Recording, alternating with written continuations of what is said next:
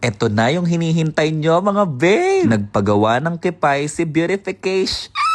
This is what we call dream come true. My life, I'm so nervous because my operation is Dr. Tep said you have big cock. So operation will only take 3 hours. Very good pussy, very deep because you have big cock. Okay? Big cock. Okay. Ay. Don't eat anything, okay? Okay? Okay. Kapun ka. Kapun ka na. Aso ka. Hi mga babe! Today is the day na magpapagawa na ng kipay si Beautification.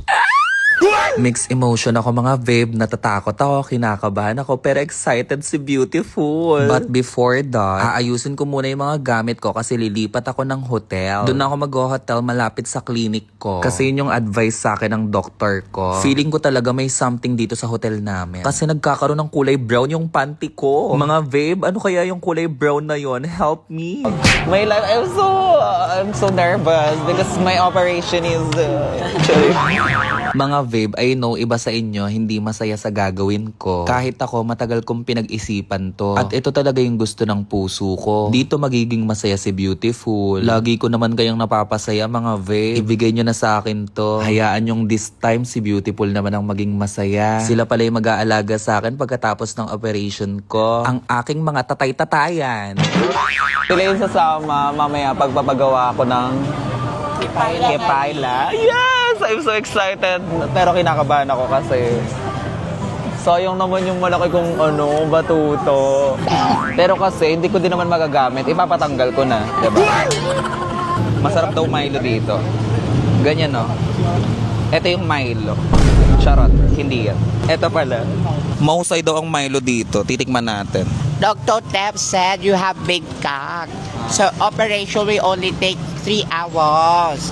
Very good pussy, very deep because you have big cock. Okay? Big cock. Okay. Ay. Don't eat anything, okay? Okay? Okay.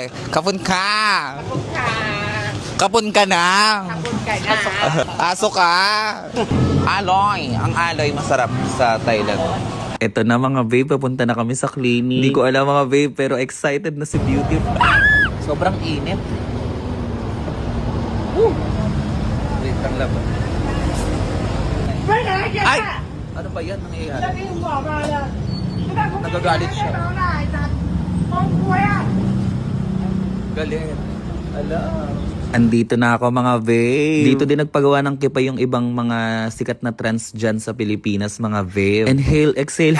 Kabado na si Beautiful. Lagi nyo kasing pinapansin yung nakabukol ko kapag nakaswimsuit ako. Ayan na, ipapatanggal ko na. Medyo nanghihinayang lang ako kasi malaki yun eh. Wala pa akong namimit na lalaki na kasing laki nung kay Beautiful eh. Ready na ba kayo mga babe? In 3, 2, 1. And tell me now, there's no way love again. Oh my God, mga babe, I made it. Hindi ko alam pero parang bagong buhay ko to mga babe. This is the new me, new Beautiful. Oh my God! Naiiyak ako habang nag-e-edit mga babe. I can't imagine. I'm gonna miss my batuta. Hindi na ako pwedeng ma-reset kaya wala nang magko-comment ng pwede pa ba tong ma-reset? Wala. Nagpagawa na ako ng Pukelia House. Love, sa harapan ka. Ay! Magano kasi? Ang nasira na nay. Gusto ko lang mag-thank you dyan sa dalawa kong tatay-tataya na tumulong kay Beautiful para maging successful ang operation. Sana maging masaya kayo kasi ako sobrang saya ko mga babe. Kasi ang tagal ko talaga tong inintay, pinag-isipan. And finally, tuli na si Beautiful. Nagpatuli lang ako mga babe. Kasi nahihiya ako dyan sa Pilipinas kasi nga ang ducks ni Beautiful, diba? Tapos more pa ang bulbolic acid ko. Eh dito sa Thailand, hindi ako kilala. Kaya dito ko naisipan magpagawa. Hindi ko ipapatanggal ang batuta ko, no. Nakita ko sa comment section na ang daming babaeng nag-comment. Sabi, sayang naman hindi ko pa natatry, pinatanggal mo agad. Andito pa rin ang aking batuta. Sinong gustong mag-try dyan, PM lang.